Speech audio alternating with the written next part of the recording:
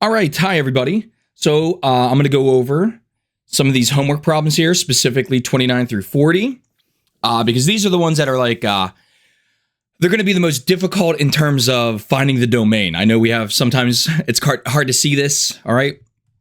But a good way to think about this, again, is the idea of the fact that we have this function calculator that walks us through a step-by-step process, okay? So, for example, with number 29, I'm going to highlight it here for us. Here's number 29. The first thing they want us to find is F composite G. So what that means is that we're going to evaluate G first, and then we evaluate F. Now, the thing that we have to do is as we're going through this process, we want to keep, okay, well, what are these domains in mind? And a good thing to do is to kind of look at the functions right from the very start. So if we look at our functions, we have G, which is going to be 4x minus 1. And then F is going to be 2x plus 3. So if I'm thinking about this, all right, if I'm thinking about this in terms of like a step-by-step system, all right, the first thing I know is whatever x is going to happen to be, all right? So whatever I put into this first calculator, it's going to substitute it right here, and then it's going to go ahead and output it. Now, in this case, since we're not putting anything into this calculator, it's going to output 4x minus 1. Now, that is going to input directly in for x into the outside or the next function, okay? So we need to think about this in terms of, number one, get out my highlighter. Is there anything in the domain that I have to worry about here with 4x minus 1? And then I have to worry about, is there anything in this domain, 2x plus 3, that I have to be concerned with, considering I have another function that is coming into this? And for this example, the answer is no.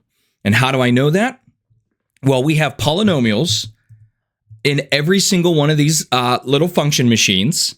And I know the domain for polynomials is negative infinity to infinity. So the only thing that I have to do here is just find a compositional function of each of these. I don't have to worry about domains or anything. I can just go ahead and do this just the way it looks. So F composite G is the same exact thing as saying F of G of X, which is what we have directly above. Now, I'm going to rewrite this as F of, and G of X is 4x minus 1. So now I know F of G of X, or in this case, F of 4x minus 1 is going to equal our F function, which is 2 times x plus 3, except I'm going to take G of X and substitute it here. And the only thing I have to do now is distribute. So I get 8x minus 2 plus 3. And I'm just going to replace this as F of G of X, which is going to be 8x plus 1. All right, and that's how we evaluate F of G of X, or the composition of F in G. Whichever way you kind of want to look at it, it's fine with me. All right, so I'm going to go ahead and I'm going to move on to the next problem, because the remaining part of this is just finding the composition of the other functions, okay? Which I think you can pretty much do. It's really straightforward. All right, so you got to find like G composition F, F composition F, and then G composition G, okay? What I want to turn my attention to now is number 31, all right? So once again, let's go ahead and look at number 31. So we have F of G of X, which is going to equal F of X plus 1. And then we get F of X squared. Oops, sorry. F of X plus 1 is going to equal the quantity squared. And in this case, that quantity is going to be X plus 1. Again, domains for these. Well, we still have polynomial functions. So I know my domain is going to be negative infinity to infinity. So this is nothing more than just the quantity of x plus 1 squared, which is a binomial squared, so it follows a pattern. X squared plus 2x plus 1. And that's what that turns out to be, okay? So I'm going to leave the rest of them for you to do. Very straightforward again. 31 is really straightforward. 33, however, this is where the proverbial rubber meets the road and situation. All right, so let's look at 31. I'm sorry, 33. Let's look at 33. We'll use a different highlighter now. All right, so when I look at 33, I'm going to rewrite the functions up here. F of x equals 1 over x. G of x equals 2x plus 4. I'm also going to write out my machines. The first machine is going to be G, and the second machine is going to be F. And the reason why is they want us to find F composite G of x. All right? Okay. G is going to be 2x plus 4. That is also what G outputs. We also know that is a linear function. This is linear, okay? Which means domain is negative infinity to infinity. Everything's good. We're like, oh, thank God, yeah, everything's nice. However, and this is a biggie, however, when we go to look at f of x is 1 over x, which means that this function, 2x plus 4, when we substitute it into f, we have to be concerned with getting a 0 in our denominator. So we definitely have domain restrictions here. All right, so let's go ahead and let's find a domain restriction first. And that's okay if you want to do that. So what I'm going to do is I know that as soon as G does its thing and it outputs the 2x plus 4, and then down here, I'm going to put parentheses and I'm going to write it in red. 2x plus 4 goes into this denominator. I need to make sure that, and I'm going to write it like this. Let me write it a little bit larger. 2x plus 4 equals 0. Like this is what we want to avoid. All right. We do not want that denominator to equal 0. Therefore, when will it equal 0? So we just subtract 4 from both sides. We get 2x equals negative 4. Divide by both sides by 2. And we find that, hey, we can use any real number we want, except x is not allowed to equal negative 2. All right, so let me write this out. All reals, comma, x cannot equal negative 2. All right, so this is our domain. Our composition is going to be f composite G equals 1 over 2x plus 4. Now let me square all that in. There we go. So this is where we need to be concerned, all right? Another way we can write, all reals, x cannot equal negative 2 is an interval notation if we would like. We can do that as well, all right? So like I said, this one you got to be careful with. Let's go ahead and let's do G composite F of the same scenario, number 33, okay? So let me go ahead and just erase everything real fast. Well, everything that I need, I'm going to keep, so we can erase all of this. All of this.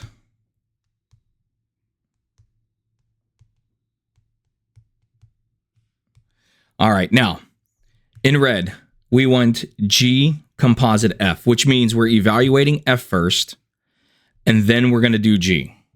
Now, F is 1 over x. G is 2 times x plus 4. And right from the start, I already have another restricted domain here. I have 1 over x. We know x cannot equal 0 in that denominator. Luckily, this was really easy for us to do. There was no math or anything.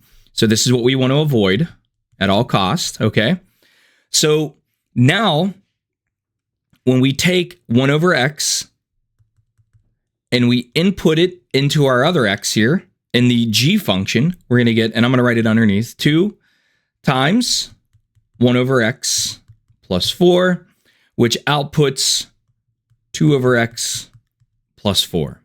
So in this scenario, G composite F is equal to 2 over x plus 4, where its domain is going to be all reals, comma, x cannot equal 0. Okay? I hope this is like starting to make a little bit more sense. All right? The way that we approach this, again, is just to take our time and think about this in a very streamlined fashion. Okay? Let's go ahead. Let's look at the same one here again. So let me just erase what I don't need. I need that box back here, so let's put the box. Very good. Let's get rid of all this. And what's the next one they want? They want F composite F. Okay, we can do that. F composite F. So in this case, we're evaluating F, and then the output, we evaluate F again. So here I have 1 over x, and then here I have 1 over x again. And I'm going to be really careful with this one. First, our domain for the very first function, we know x cannot equal 0. Now, we know also when we hit enter into this calculator, this is going to output 1 over x. And then down here in the other function, 1 over x goes into the denominator. Finally, we have 1 over 1 multiplied by x over 1 because you have a fraction divided by a fraction. So F composite F is going to equal x. So I'll write it down here. F of x, or F composite F is going to equal x, where our domain, x cannot equal 0. In interval notation, negative infinity to 0, or 0 to infinity. And finally, I might as well just do G composite G, just to kind of round out number 33 for us. So let me erase what we got.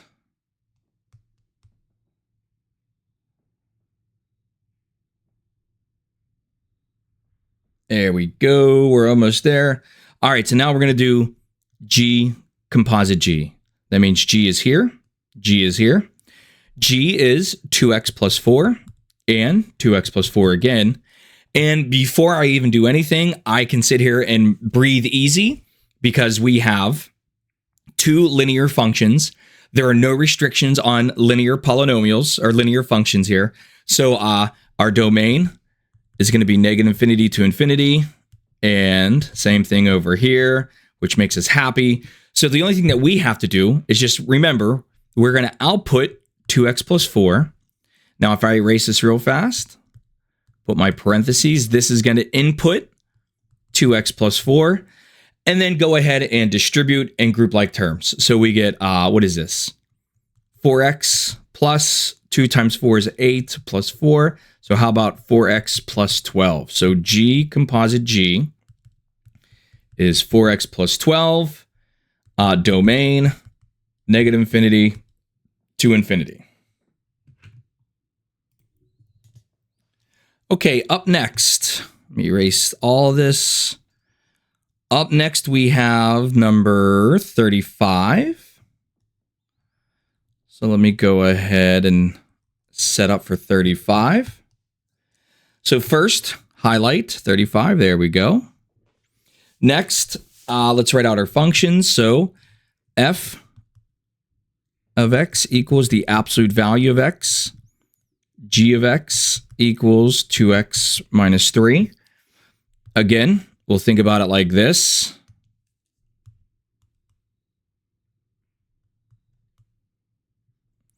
All right. This one, really straightforward, okay? First, F composite G. So we know G goes first, F goes second. G is going to be 2x minus 3. F is the absolute value of x.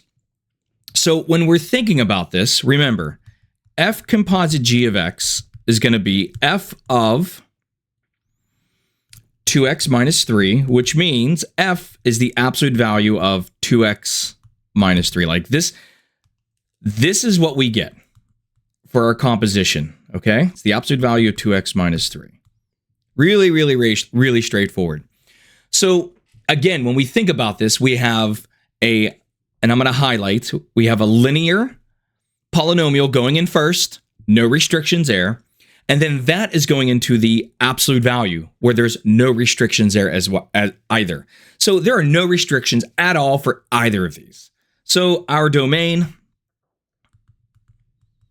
negative infinity to infinity. And then I forgot to write our compositional function, which is right here. All right. So 35, I think, is really straightforward. I'm going to go ahead and do G composite F as well, just so you can see it real quick. And then we're going to move on to number 37. Because if you look at 37, and I'll zoom in for us, clearly we can see that X plus 1 in our denominator. And that's the ones I really want to hit. All right. So sorry. Let's go back to here. Zoom in just a little bit. All right. So let me get rid of that highlight. Let's get rid of that. We're going to put this back here. All right. So just let me catch up real quick. Here we go. All right. Let's use blue. That blue look is looking pretty good today. So now what we want to do is we want to do G composite F. So in this scenario, we're going to evaluate F first and then G. We know F is the absolute value of X. Then I'm going to put parentheses for the X. So once we evaluate F, which is the absolute value of X, this is going to come in and substitute itself right in here. So you end up with 2 times the absolute value of X minus 3. All right. So this is G composite F is equal to 2 times the absolute value of X minus 3. And again, no restrictions anywhere here. So our domain, negative infinity to positive infinity. Okay. So again, very straightforward. If you think about this in a very systematic process, and if you want to relate this back to like that basic definition of a function is for every input, you get exactly 1 output. So that's the way I'm thinking about this. I input F, it outputs F, I input it into G, and then it outputs it outputs G of F of X, which is fantastic. All right, so I'll leave the other 2 for you. Now we're going to go ahead and let's do number 39. Now, as you're looking at 39 and you're writing it down, hopefully you're writing it down. I hope you're writing down all this stuff. In fact, I hope you are pausing the video and then doing it and then seeing how it's done afterwards. But when we look at this here, we have, let me highlight it for us. Sorry, I said 39. I meant 37. 37, there we go. So F is equal to X over X plus 1. G is equal to 2X minus 1. If we want to do F composite G, all right, remember, we're doing G first and then F. G is 2X minus 1. F is X over X plus 1. All right, sorry if there's a weird glitch in the audio or something like that. My wife just came home and I had to help carry groceries. That's what we do. So I completely forget where I was at with this problem. So I'm going to just start over again. So we have F, X over X plus 1. We have G, which is 2X minus 1. We were asked to find F composite G. All right. So again, what we're going to do is let's find F composite G and let's think about this domain. First thing I notice, 2X minus 1. For G in the first box, no restrictions, so I'm feeling good there. So now, remember, this is going to output 2X minus 1, which means in F, wherever we see the X, we have to put 2X minus 1. So that's what I'm going to do first. So let me go ahead and erase and write 2X minus 1. And then in our denominator, I'm going to put it in parentheses, 2X minus 1. And I'm going to put back in that plus 1. So in the denominator, let's simplify a little bit. So we get 2X minus 1 plus 1 or 2X. This is what we have to be concerned with. Remember, we want to make sure that this does not equal 0. Okay? So when we're looking at this, all we have to do is divide both sides by 2 and say X cannot equal 0. So first and foremost, our compositional function is 2x minus 1 in the numerator over 2x. So f composite g is equal to 2x minus 1 over 2x, where our domain is negative infinity to 0 or 0 to infinity. All right? So I hope this is starting to make like a little bit more sense now on how we kind of approach this stuff, okay? Now, let's go back and we're going to do the same thing, except we're going to find G composite F. So let me kind of write this here. And let me go ahead and erase.